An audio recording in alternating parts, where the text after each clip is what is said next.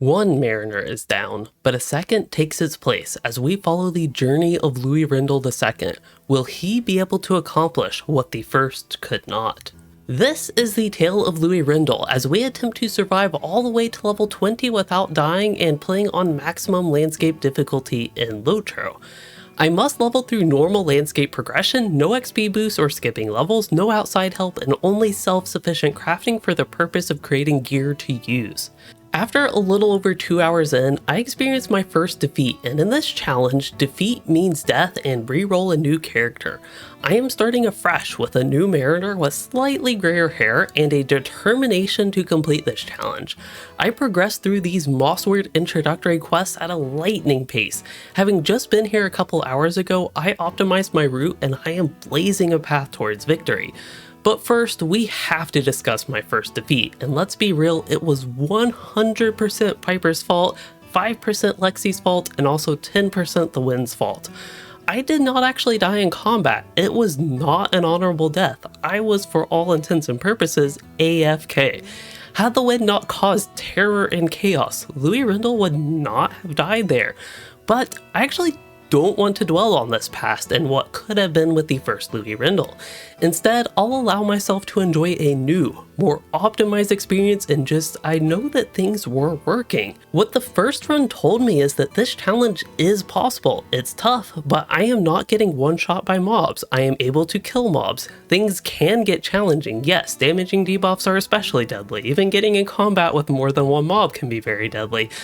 But despite these challenges, I can actually realistically complete this challenge and get the Undying title while playing on max difficulty on the new Mariner class. To make things more interesting for the second attempt, I aim to start questing in Ered Luin, but I just want to get myself leveled up a little bit so I can be extra safe in the comparatively dangerous starter zone.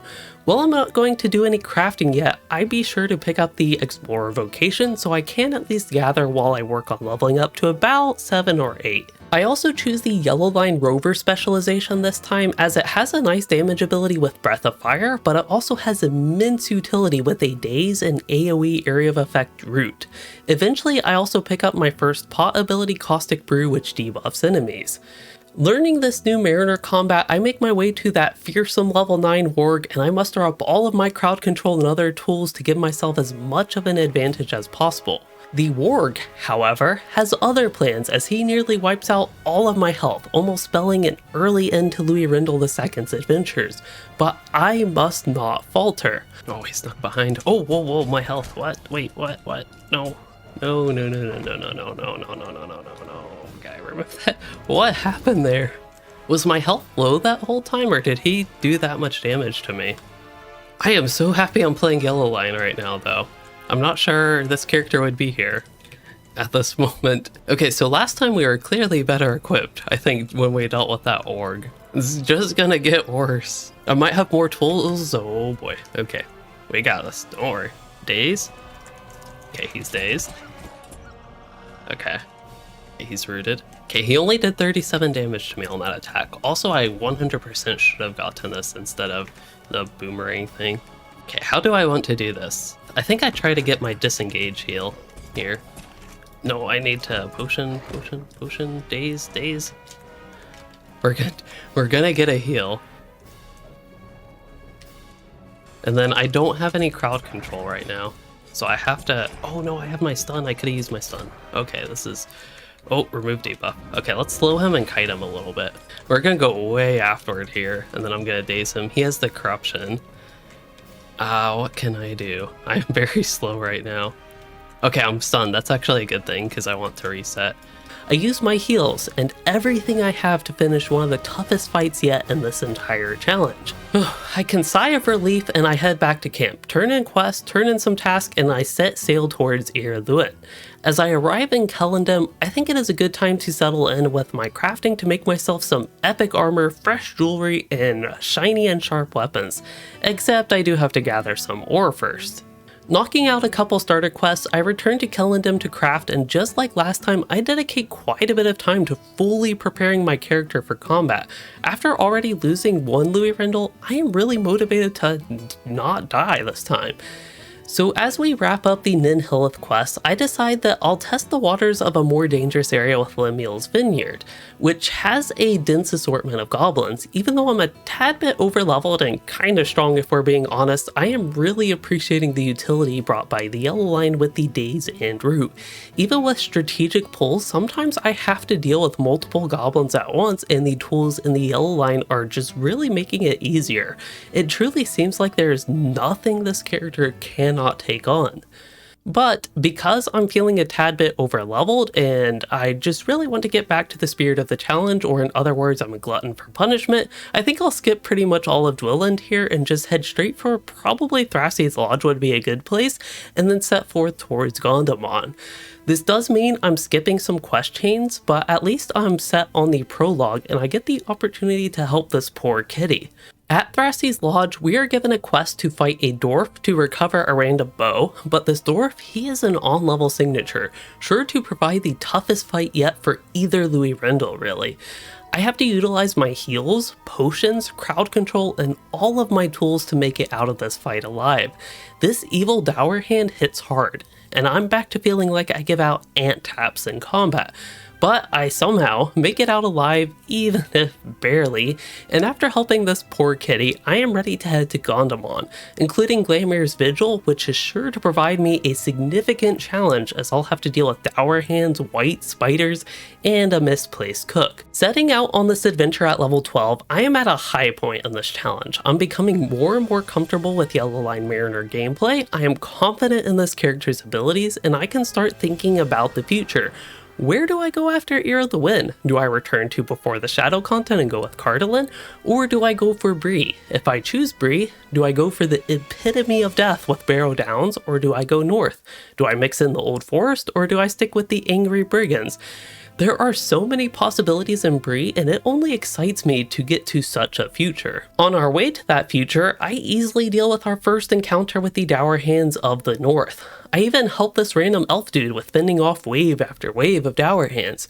I start heading to the spider nest in the east, and it is here that I meet the infamous Bercy, known as the Misplaced Cook, which is a very fitting name for him as he doesn't know what to do with the spiders, so he needs my help getting him out of their nest. Things are going surprisingly well with careful combat here. Bercy and I chat about the worst character in Middle-earth, Virgil, who we both agree is infinitely worse than the tame in comparison Sarah Oakhart.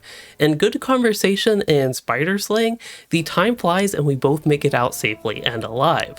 But now, I have to deal with the whites, including a fearsome signature white. Not much scares me in Middle-earth, but when you are on a no-death challenge and you are literally fighting death, it just doesn't sit right. But we are on Loueyrendil II, not even the signature one level above us can bring us down. With a couple timely devastating slices, I quickly dispatch of this one scary threat. If death can't bring me to death, nothing can. I return to Glamour and wrap up some tasks around Gondamon, but before moving on to Breeland, I think it would be best to get a little bit more XP and get level 15 or maybe even 16 here in Ered Luin, so let's go ahead and wrap up the prologue. This should be easy XP. And while the Yellow Line Mariner is working out very well for me, I am a sucker for experimentation, so I can't help myself but to try out something new. I'm going to go back to Blue Line but pick up important abilities in the Yellow Line with the Fire Breath for damage and the Bolas for the AoE route.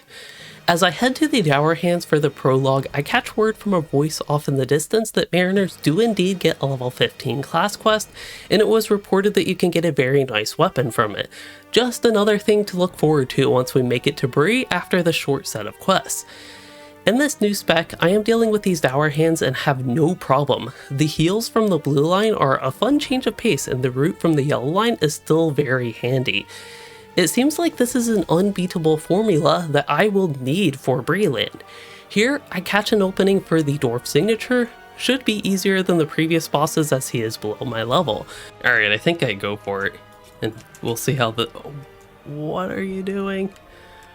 No, that was not part of the agreement. It was supposed to be a one-on-one fight, doesn't he know? But I will say, by the time I get to him, I don't quite catch him as cleanly as I'd like, as I do pull 2 extra Dour Hands, but I have all my roots and heals. This is not a problem. That heal doesn't really have a long cooldown. Okay, let's see if I can pick one of them off. I said, with my roots and heels, this is not a problem. Because I don't think, is the signature still Jay's? Oh, no, no, no, no, no, no, no, no, no, no, where?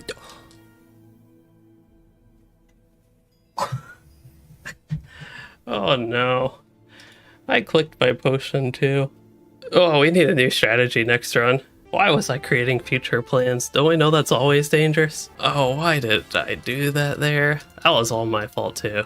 This Dour Hand may mark the end of Loueyrendil II, but not our story, as this is not the Tale of Loueyrendil II. After 6 hours into this challenge, will Loueyrendil III rise as our undying hero? Will he be the first in his line to achieve level 20 without dying on the hardest landscape difficulty in LOTRO? I continue questioning myself as I take yet another character, again with slightly grayer hair, through the introductory Mossword quest. I dwell on Loueyrendil II. How could I let that happen? This really shows that one lapse in concentration, no matter how brief, could mark the failure of the challenge. Just one moment of not thinking and instantly see hours of work wash away. Wait a minute, I would actually argue that the time wasn't wasted and the work wasn't washed away. Without Loueyrendil II, Loueyrendil III would not be here. Without Loueyrendil II, the story would be incomplete. He is a key element to the Tale of Loueyrendil and an important piece to the puzzle that builds to Loueyrendil III.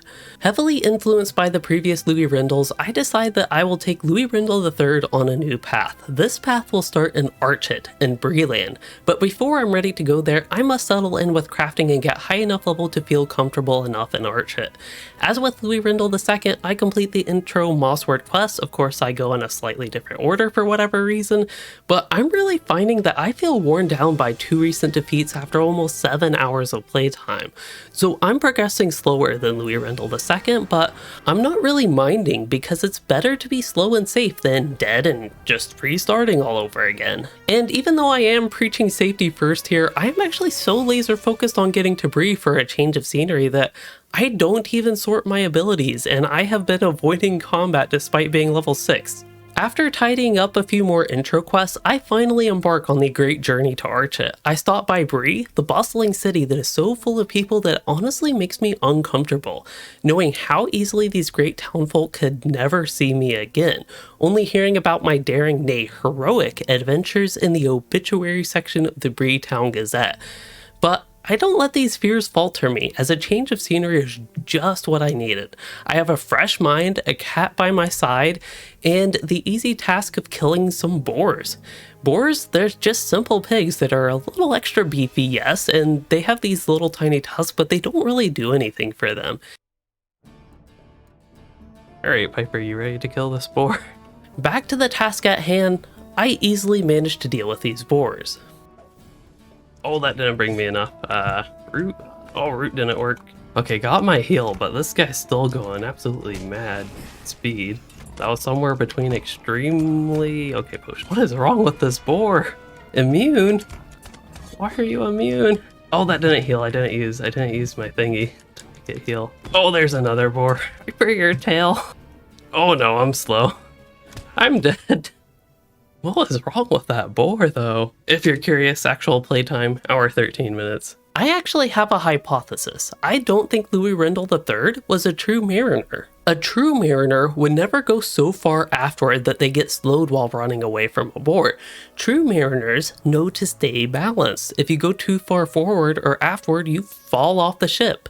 And as Loueyrendil III demonstrated, that can be quite fatal. 7 hours and 30 minutes, and what do I have to show for it? 3 dead Loueyrendils and what only feels like false hopes and dreams for Loueyrendil IV.